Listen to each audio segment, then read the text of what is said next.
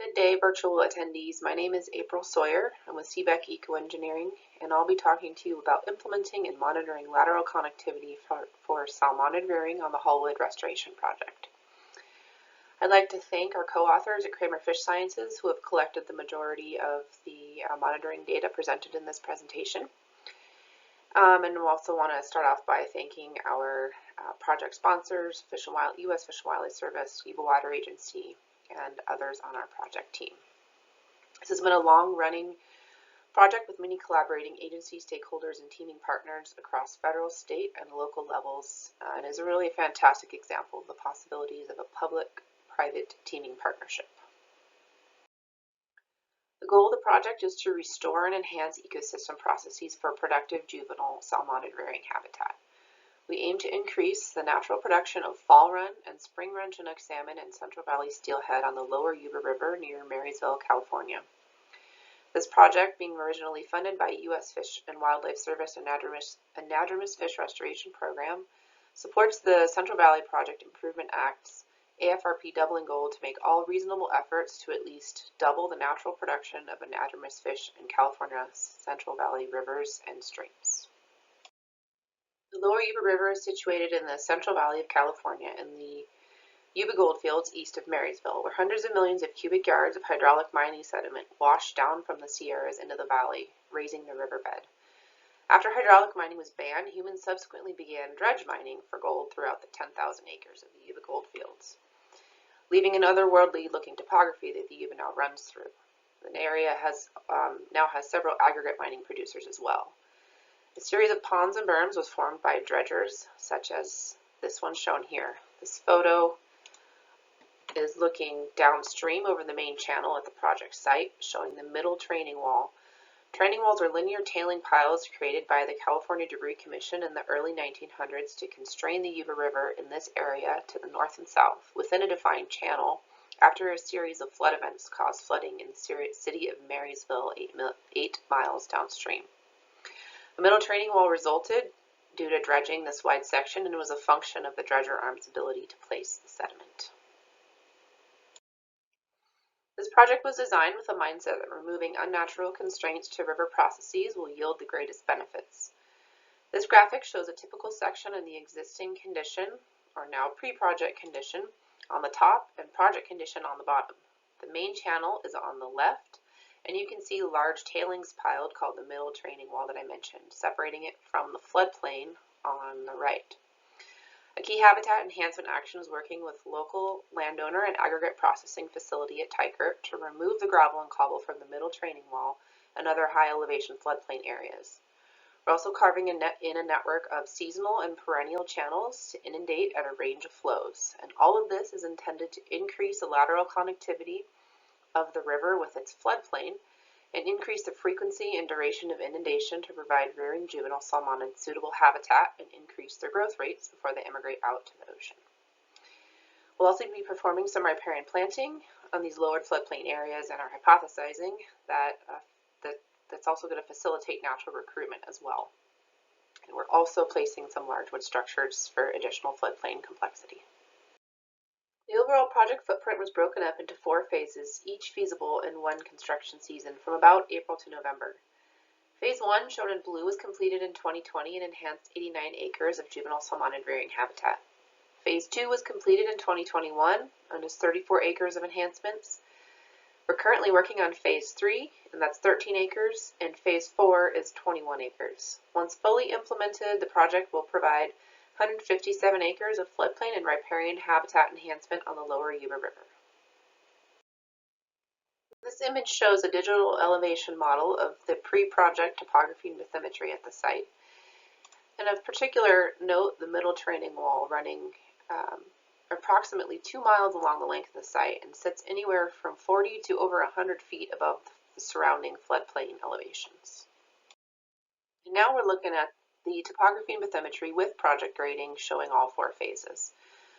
We're removing a large majority of that middle training wall feature to increase lateral connectivity in all phases. In Phase 1, which is outlined in blue, we lowered the existing high elevation gravel bars and floodplain in the upper perennial channel area to bring more water into those areas more frequently and for longer, providing suitable depths and velocities for rearing juvenile salmonids. We also raised the bed elevation in some deep ponds at the downstream end of the site that have been historically harboring predatory fish species of juvenile salmonids. We also created a seasonal channel along the main channel on the large gravel bar after lowering that area to more frequently inundating areas. We'll be removing 3.2 million cubic yards of gravel and cobble from the middle training wall and high gravel bars over the course of the full project, which takes about 5 years to implement. By teaming with Tykert as landowner and aggregate processing facility, they're utilizing conveyors that can directly remove the material, and the majority of that material removal is at no cost to the project, which makes it economically feasible. This imagery is at the upstream end of the perennial channel. The top image shows the pre-fine grading condition after floodplain elevations had been taken down a few feet in May of 2020. Note the Phase 1 middle training wall remaining at the top image on the right. On the bottom, you can see that the full 1.2 million cubic yards of Phase 1 middle training wall material had been removed, and now that was opened up to connectivity between the main channel and the floodplain. The perennial channel in this area was constructed in a previously dry floodplain and lowered down to connect to groundwater. And also those elevations are intended to provide suitable depths and velocities during the rearing period. This is a really cool time lapse showing the work that was completed in 2021 in Phase 2, giving you a sense of scale out there. This game cam is set on the middle training wall. Looking upstream, we see the construction equipment removing the majority of the middle training wall, all that material left on a conveyor, and then the fine grading proceeded and left a seasonal channel running through the footprint of Phase 2. And we also now see that we have lowered elevations and water can now get into the area coming from the main channel adjacent. I'd like to show an aerial image comparison between the pre-project conditions. This is in 2018. You can see the middle training wall, high elevation surfaces here, and deep ponds at the downstream end. And if we toggle to post-Phase 1 grading, we see the perennial channel is carved in, connecting to groundwater. Middle training wall has been removed throughout this section, and then this gravel bar was graded down, and a seasonal channel carved into that area. Then if you zoom down to the ground level on the point bar that we just looked at, you can see immediately post-grading it was very barren. And you can see how much we removed, about 8 feet on the point bar there. We left a relic island with a cottonwood on it. And in just a year and a half later, in May of 2022, you can see from about the same location, different angle, that we have vegetation emerging on the floodplain. Planted vegetation is starting to leaf out and thrive, and we're also seeing natural recruitment of riparian vegetation. The next step after building the project was to test whether it was effective in meeting its biological objectives. Monitoring for this project used a before-after control impact framework that allowed us to distinguish project response from background environmental changes. Monitoring is funded for 4 years with a commitment to seek funding for at least an additional 2 years, and the results presented in this presentation are just for our first year of post-project monitoring. We looked at will salmonid abundance increase, will invertebrate prey abundance increase, did growth rates increase, will predator species decrease, will predation on juvenile salmonids decrease, will non-native fish abundance decrease, and will riparian trees recruit and survive within our restored habitat features. Our amazing project partners at Kramer Fish Sciences collected these data via various methods, including pike trapping, pit tagging, predator staining and gastric lavage, drift invertebrate sampling, and tree recruitment surveys. And all of these samples were taken within some control sites as well as our project site and before and after restoration.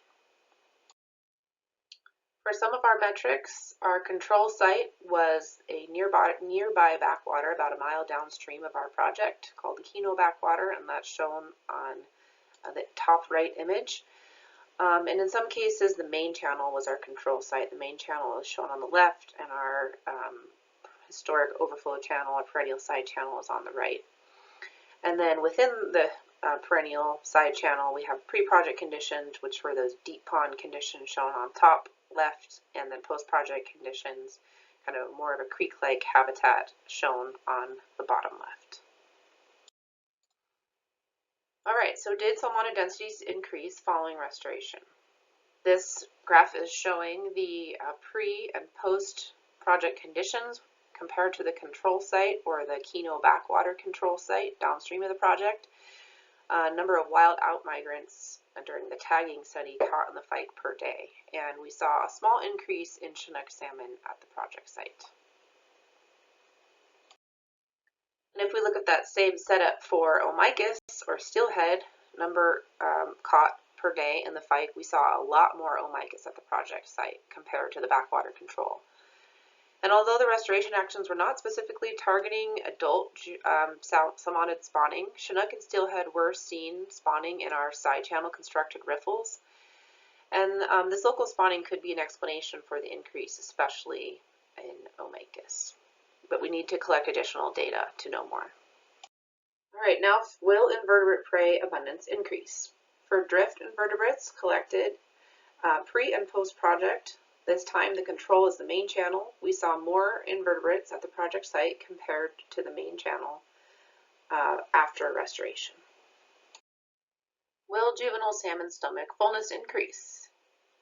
This is looking at prey count normalized by fish length within the project site, pre and post conditions.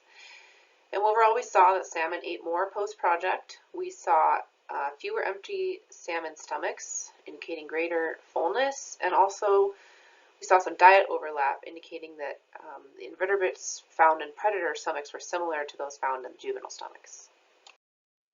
Now, did juvenile salmon growth rates increase? This is taking a look at pit-tagged hatchery fish released above the Fike trap in both project and backwater control. We're looking at growth rates in millimeters per day. We don't have growth estimates for control site fish because they all left too fast, but for the fish that stayed for more than 7 days after release in the project site, the salmon that stayed longer did grow more. Now looking at fish communities and whether predatory and non-native fish abundance decreased. Our control here is the backwater control site downstream. And pre-project, the non-native species were dominated by sunfish, black bass species, and mosquito fish. Post-restoration, we saw much fewer non-native fish species. We also saw that Omicus were leaving the Hallwood side channel. The only non-natives within the post-project were mosquito fish, and we also saw a reduction in native fish that prefer deeper water like California roach, Sacramento sucker, pike minnow, and tule perch.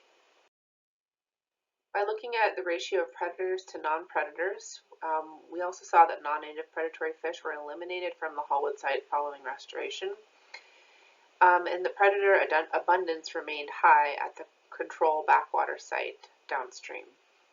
By this combination of reduced non-natives and predators and the evidence that we saw of diet overlap, we may have also reduced competitive interactions with non-native fish.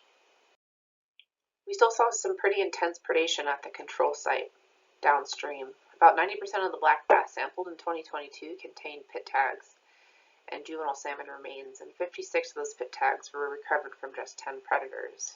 This photo on the bottom showing a little salmon sticking out of that bass's mouth.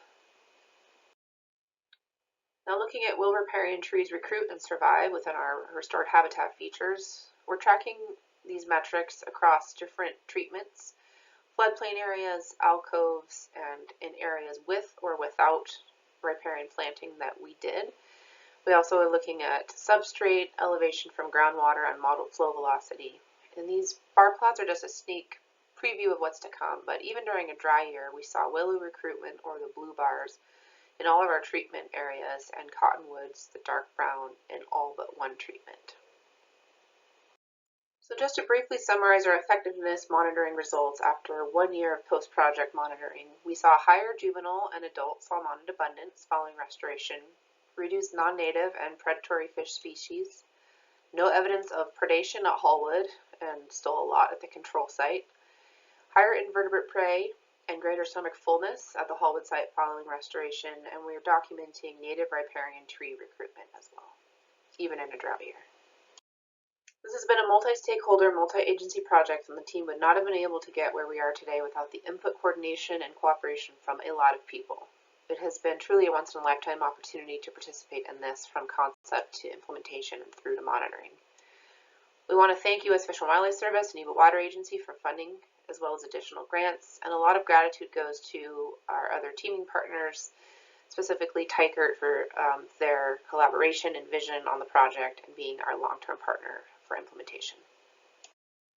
We'd also like to thank all the field staff who spent many hours in the field and braved rattlesnakes, lamprey, angry beavers, and heavy equipment to collect these data. Thank you all.